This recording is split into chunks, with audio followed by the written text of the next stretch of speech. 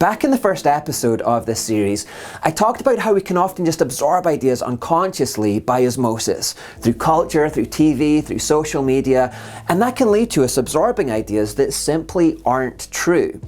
Now, one of the biggest misconceptions, and you'll hear this over and over and over, is that religion causes most of the wars in the world. Sam Harris famously said that religion is the most prolific source of violence in our history.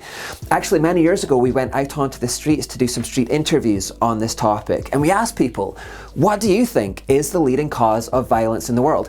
And this is the guy that I always think about on this topic. Personally, I would do away with religion altogether. I think that's the worst thing it's always been. If you consider all the wars in the history of the world, it all starts with either religion or greed. It's a misconception. It simply isn't true. In 2004, the Encyclopedia of Wars was released that charted every single known conflict, war and rebellion in human history. The authors discovered that throughout 5 millennia of known human history, there had been 1,763 wars in total. Now, of this, only 121, that's 6.86%, had a religious context.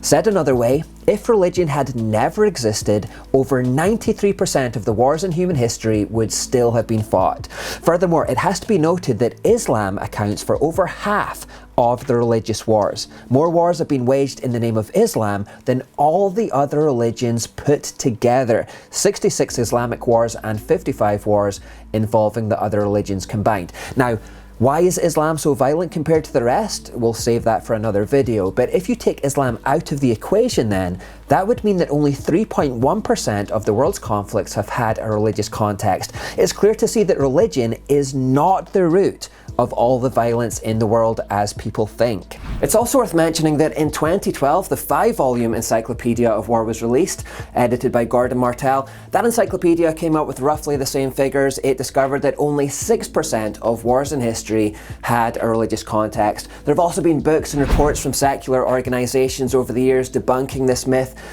So again, it simply isn't true. Now, will this myth now go away because this video has been made?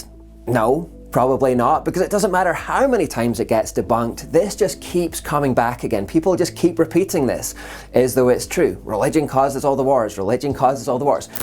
It's not true, and the facts are there for those who want to see them. So what does cause the conflicts and arguments in the world? What is the root cause of all of these troubles?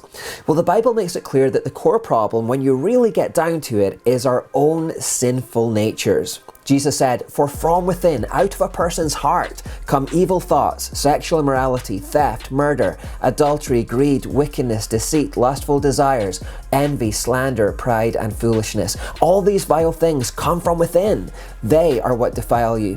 In James it says, "What is causing the quarrels and fights among you? Don't they come from the evil desires at war within you? You want what you don't have, so you scheme and kill to get it. You're jealous of what others have, but you can't get it, so you fight and wage war to take it away from them."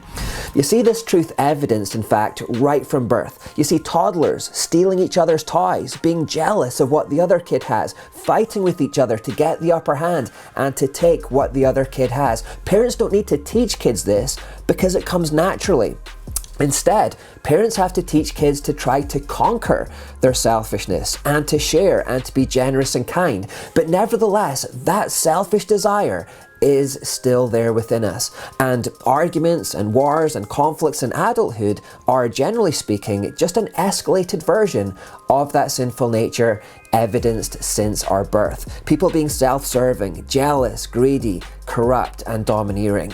You will notice this, however, and this is what I want to leave you with today, that wherever Christianity has been most influential in the world, wherever faith in Jesus has been most faithfully practiced throughout history, it's in those places that you will find people most often being able to overcome their sinful nature. And therefore, it's in those places that you will find the most safety, the most freedom, and the least corruption. You'll find in societies where Christianity has had the most influence that those are the most attractive places in the world for people to live. Indeed, look at the migration patterns of people around the world. Look at the countries that people are fleeing from, then look at the countries that people are attracted towards. You'll find that the flow is generally towards countries with a Christian heritage. Those are the most attractive countries in the world for people to live. And we'll look at why that is in more detail in the next episode.